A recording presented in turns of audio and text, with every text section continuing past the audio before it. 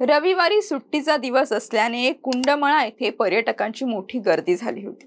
100 ते 150 पर्यटक पुलावर उभे होते। त्याच वेळी पूल मधोमध तुटून कोसळला आणि अनेक जण पाण्याच्या प्रवाहात वाहून गेले। आरडाओरडा, घबराटीचे वातावरण निर्माण झाले। काही स्थानिक तरुणांनी प्रसंगावधान राखून पाण्यात उड्या टाकून काही पर्यटकांचे प्राण वाचवले। तात्काळ तळेगाव पोलीस, अग्निशमन दल, वन विभाग, बचाव पथके व स्वयंसेवी संस्था घटनास्थळी दाखल झाल्या आणि मदत कार्य सुरू केलं। घटनास्थळावर नागरिकांची गर्दी झाली होती। मावळ तालुक्यात कुंडमळा येथे रविवारी दुपारी इंद्रायणी नदीवरील पूल कोसळून अनेक पर्यटक वाहून गेले। यापैकी 4 पर्यटकांचा मृत्यू झालाय। या घटनेमुळे एकच गोंधळ उडालाय। रविवारी रात्री उशिरापर्यंत NDRF कडून बचाव कार्य सुरू होते। सध्या या ठिकाणी बचाव कार्य थांबवण्यात आले असून ड्रोनद्वारे नदीत आणखी कोणी नागरिक अडकलेत का याचा शोध घेतला जातोय। याच पार्श्वभूमीवर महाराष्ट्र नवनिर्माण सेनेचे अध्यक्ष राज ठाकरे यांनी संताप व्यक्त केलाय। नेमकं राज ठाकरे काय म्हणालेत तेच सांगणारा हा व्हिडिओ। नमस्कार, मी किशोरी आणि आपण पाहताय टाइम महाराष्ट्र। महाराष्ट्र नवनिर्माण सेनेचे अध्यक्ष राज ठाकरे यांनी सोशल मीडियाद्वारे व्यक्त होत म्हटलं आहे की 15 जून रोजी मावळ तालुक्यातील कुंडमळा गावाजवळ इंद्रायणी नदीवरचा जुना झालेला लोखंडी पूल कोसळला। त्यात अनेक जण वाहून गेलेत आणि काही जण मृत्युमुखी पडलेत। नक्की हानी किती झाली आहे याचा अंदाज आला नाहीये। या दुर्घटनेत मृत्युमुखी पडलेल्या नागरिकांना महाराष्ट्र नवनिर्माण सेनेची भावपूर्ण श्रद्धांजली। हा पूल धोकादायक होता तर तिथे पूर्ण प्रवेशबंदी का नाही झाली हा प्रश्न आहेच। जर पूल धोकादायक झाला होता तर तो पाडून नव्याने पूल का नाही झाला? प्रत्येक घटनेच्या नंतर सरकारमध्ये बसलेल्यांची एक ठराविक प्रतिक्रिया येते की बचाव कार्य वेगाने सुरू आहे आणि सरकार बाधित नागरिकांच्या पाठीशी खंबीर उभा आहे। पण मुळात हा प्रसंग काय येतो? सरकारचे इतके विभाग आहेत, ते नक्की काय करतात?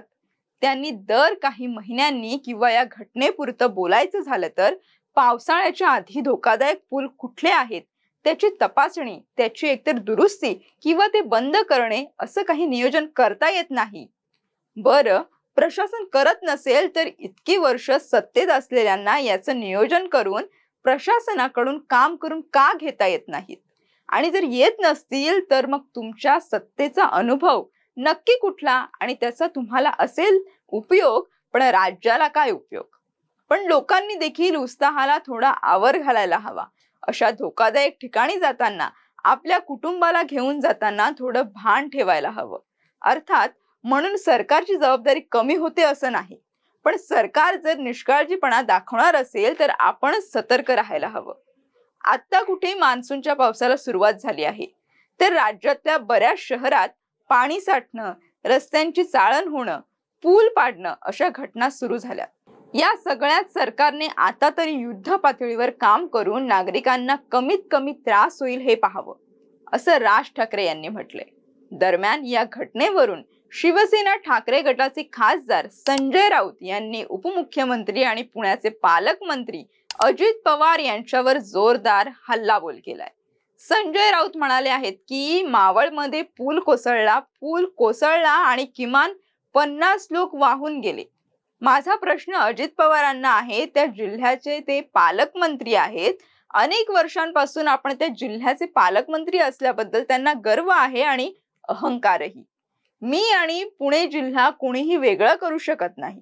मग कालच्या दुर्घटनेची अजितदादा पवार यांनी पालकमंत्री म्हणून जबाबदारी आपण घेणार आहात का की झटकून टाकणार आहात, असा सवाल संजय राऊत यांनी व्यक्त केलाय।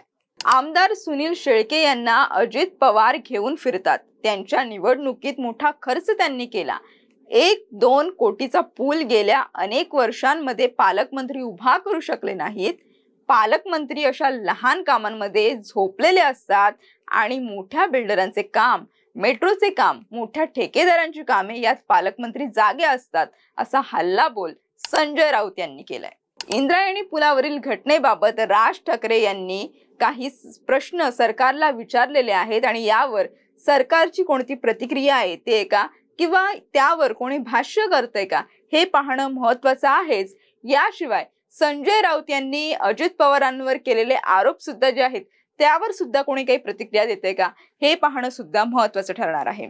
महाराष्ट्र नवनिर्माण सेनेचे अध्यक्ष राज ठाकरे हे नेहमीच कोणत्या ना कोणत्या मुद्द्यांना घेऊन म्हणजे कोणती घटना जर घडत असेल तर त्या घटनेवर लक्ष करत काय सरकारची कोणती भूमिका होती आणि सरकारने कसं त्यामध्ये कोणतीही दखल घेतली नाही याबाबतचे प्रश्न उपस्थित करत असतात। तसंच त्यांनी आता सुद्धा या पुलाबाबत जी दुर्घटना घडली आहे तर याबाबत सरकारला काही प्रश्न विचारले आहेत आणि याशिवाय नागरिकांना सुद्धा त्यांनी काळजी घेण्याचं आवाहन केलं आहे।